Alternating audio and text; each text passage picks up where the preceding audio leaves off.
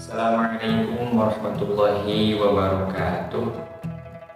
Perkenalkan, nama saya Dimiati Rossi. Saya dari Prodi PAI dan kuliah di Sekolah Tinggi Agama Islam Miftahul Huda, Pamanukan, Subang. Pada kesempatan kali ini saya akan mencoba sedikit memaparkan tentang salah satu metode dalam pembelajaran. Tentu dalam kita melakukan sebuah KBM atau pembelajaran, kita sebagai pendidik menggunakan metode-metode dalam pembelajaran.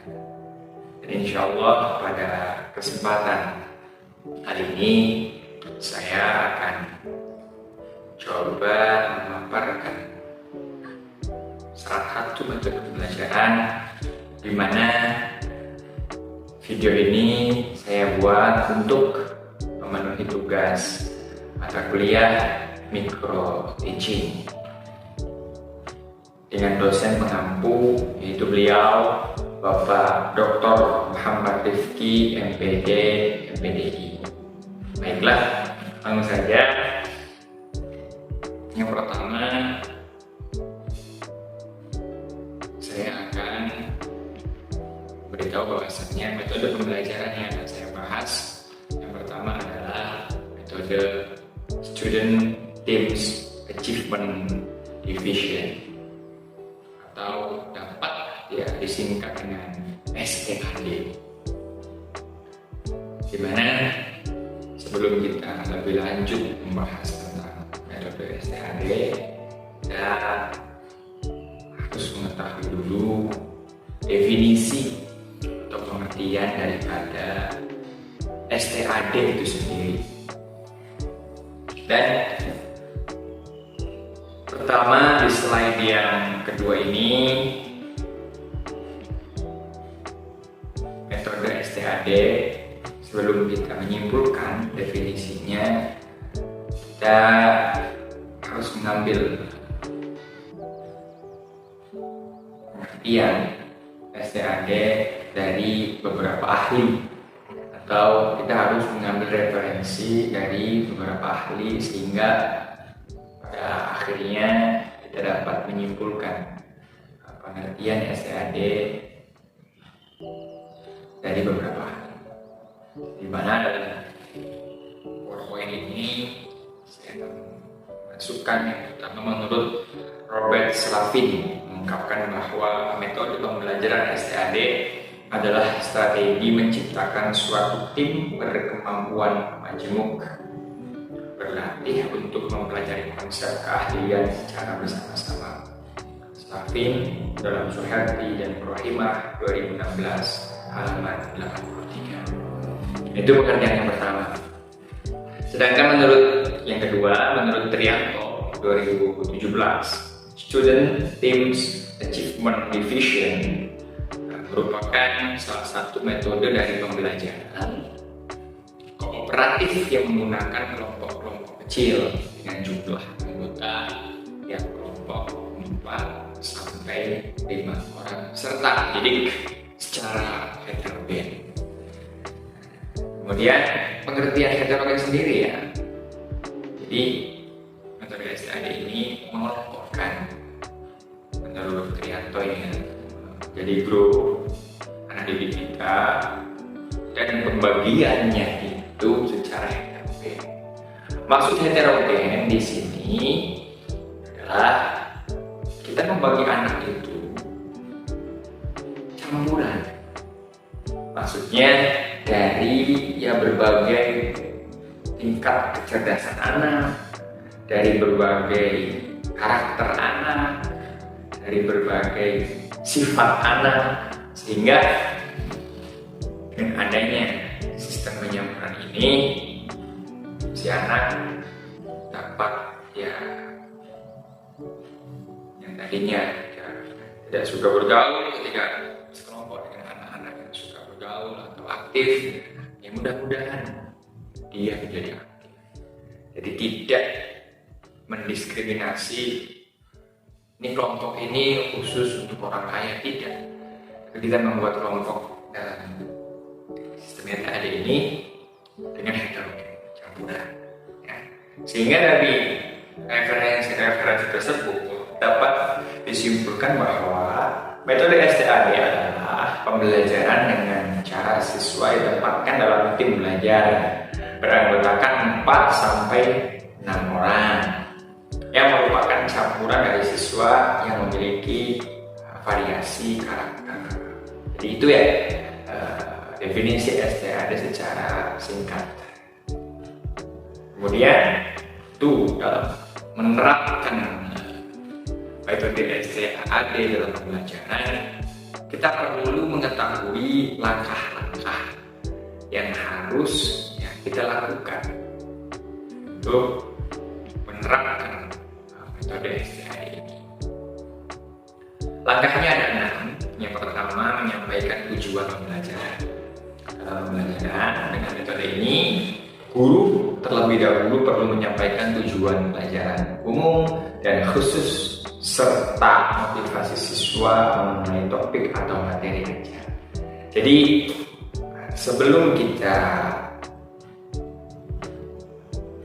membagi kelompok, kita harus memberikan materi terlebih dahulu kepada siswa atau topik yang akan kita bahas pada pertemuan yang mungkin kali ini dengan metode STAD. Kemudian yang kedua, menyajikan informasi. Selanjutnya, guru perlu menyajikan informasi perihal metode STAD kepada siswa. Hal tersebut diperlukan karena masing-masing siswa akan bekerja sama dengan satu kesatuan. Setelah kita menyampaikan materi yang akan kita bahas dengan metode ini, tentu kita juga harus menyampaikan sistematis metode STAD dalam pembelajaran. Karena memang jadi metode STAD ini adalah pembelajaran kooperatif dan dikelompokkan simbolnya ini. Jika kita sudah menyampaikan informasi tentang STAD, diharapkan mereka akan lebih kondusif dalam pembelajaran dengan metode STAD ini. Yang ketiga, mengorganisasikan siswa ke dalam kelompok-kelompok belajar. Ini yang selanjutnya, setelah siswa mendapatkan gambaran kegiatan pembelajaran, guru perlu menjelaskan kepada siswa perihal bagaimana cara membentuk kelompok belajar dan membantu setiap kelompok agar melakukan transisi dan kerjasama secara efisien. Tidak bisa dipungkiri, dalam pembagian kelompok di dalam kelas, apalagi ini anak-anak ya, atau mungkin ya SLTP, SLTA, kita harus memantau, bahkan mungkin ya mengkoordinirnya. Maksudnya, karena ketika kita lepaskan anak-anak untuk membagi kelompok mereka masing-masing, ditakutkan tidak secara heterogen. Maksudnya, takutnya nanti yang pinter milih dengan yang pinter lagi, sehingga yang di bawah atau yang biasa-biasa saja tidak kebagian yang pinter, atau bahkan mungkin yang di bawah rata-rata itu akan sekelompok dengan sama dengan di bawah rata-rata, sehingga itu akan menimbulkan pembelajaran tidak asik. Jadi kita mengorganisasikan siswa dalam kelompok belajar ini tujuannya supaya memang terbagi secara heterogen. Kemudian yang keempat, membimbing kelompok dalam bekerja dan belajar. Setelah mengorganisasikan siswa ke dalam kelompok kecil, guru perlu melakukan pendampingan kepada siswa selama jalannya diskusi agar kelas tetap kondusif. Jadi setelah dibagi kelompok, kita harus tetap standby dalam kelas. Kita tetap standby dalam kelas, memantau belajar dengan metode STAD ini supaya tadi agar kelas tetap kondusif, karena rata-rata anak-anak ketika ditinggal itu akan ramai dalam kelas dan kemungkinan besar tidak akan berjalan dengan baik. Selanjutnya adalah evaluasi. Guru pada melakukan evaluasi terhadap masing-masing kelompok. Hasil evaluasi diperoleh berdasarkan hasil pengerjaan penugasan. Evaluasi ini kita tempatkan setelah selesai kegiatan pembelajaran, maksudnya dengan metode STAD, sebelum itu kita evaluasi.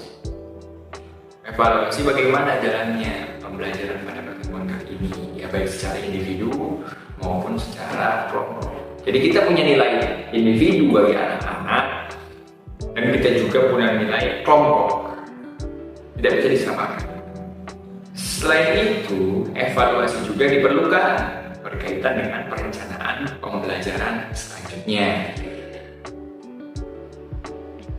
Hikmahnya atau urgensi evaluasi ini tidak hanya berhenti ataupun hanya bermanfaat pada pertemuan itu saja.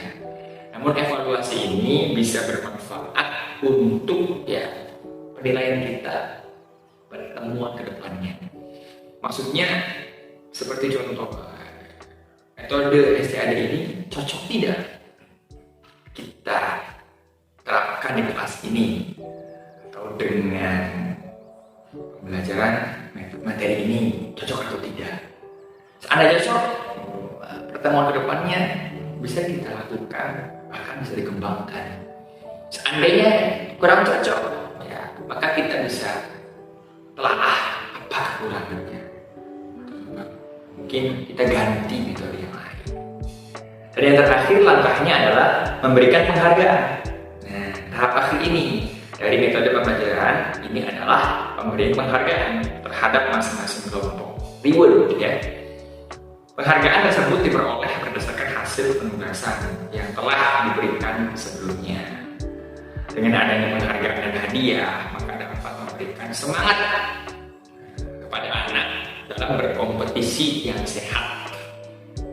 Jadi pemberian hadiah ini memang bagus ketika memang kita memberikan hadiah dengan cara yang baik juga tadi untuk semangat kompetisi yang sehat.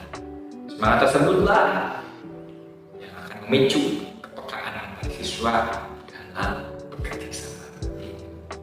Itulah langkah-langkah daripada metode STAD. Itu selanjutnya dalam kehidupan manusia biasa tidak ada yang sempurna. Jadi metode STAD juga memiliki kelebihan dan kekurangan.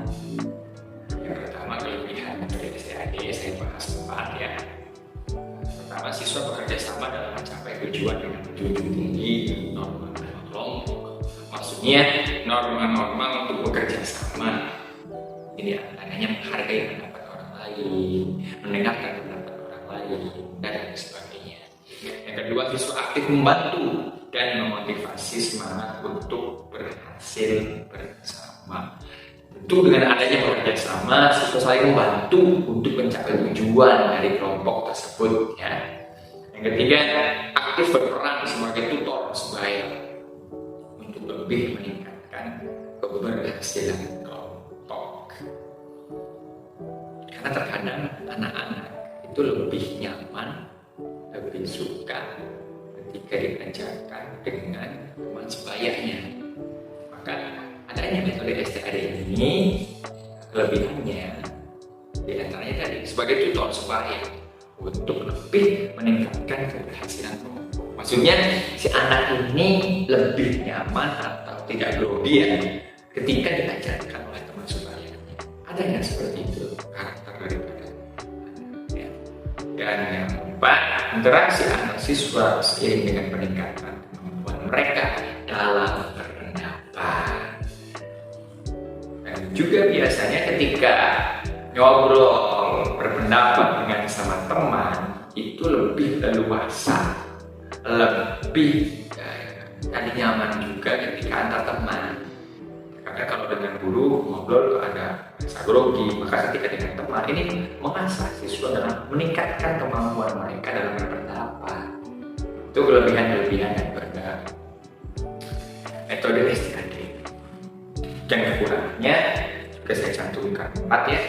Yang pertama, perbedaan kemampuan akademik membuat siswa dapat merasa tidak nyaman dalam satu kelompok. Tadi ya, heterogen ya, masing-masing ataupun dengan berbagai karakter dan tingkat kecerdasan. Namun tadi ada juga anak-anak yang berpikiran dia akan minder.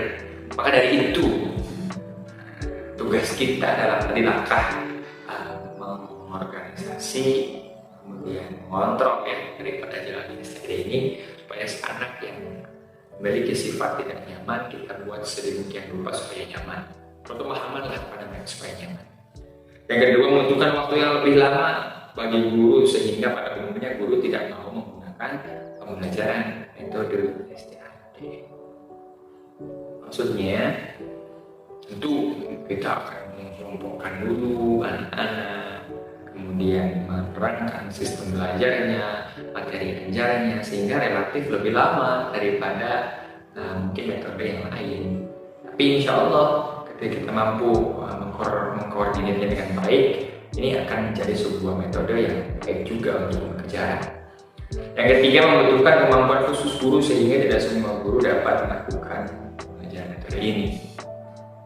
Ya, guru juga manusia biasa, mungkin tidak semua guru dapat menyampaikan metode ini dengan berbagai macam karakter dari masing-masing guru tersebut. Yang keempat, menuntut siswa dari sifat tertentu, misalnya sifat suka bekerja sama. Maksudnya, siswa yang biasanya tidak bekerja sama dalam metode STAD ini akan dituntut untuk belajar bekerja sama dengan lain.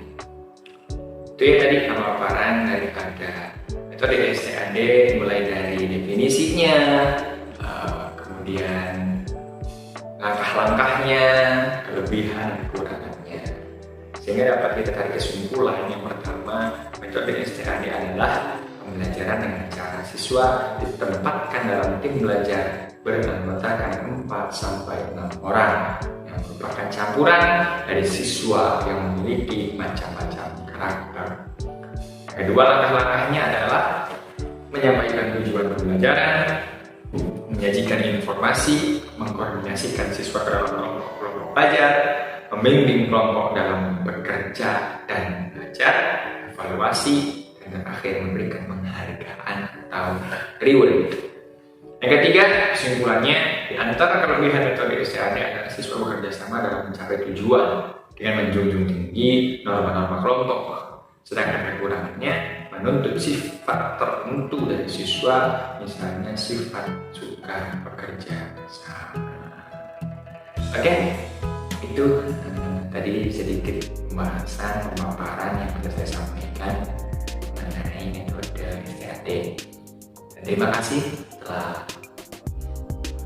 bersedia mendengarkan pemaparan saya, dan saya mohon maaf jika ada kata-kata yang salah, yang kurang, bahkan keliru dari pemaparan saya. Itu datangnya dari kebodohan saya pribadi. Namun apabila ada kata-kata yang baik, yang benar, itu datangnya dari Allah Subhanahu wa Ta'ala. Sekian, wa'alaikum minkum, mudah-mudahan bermanfaat. Assalamualaikum warahmatullahi wabarakatuh.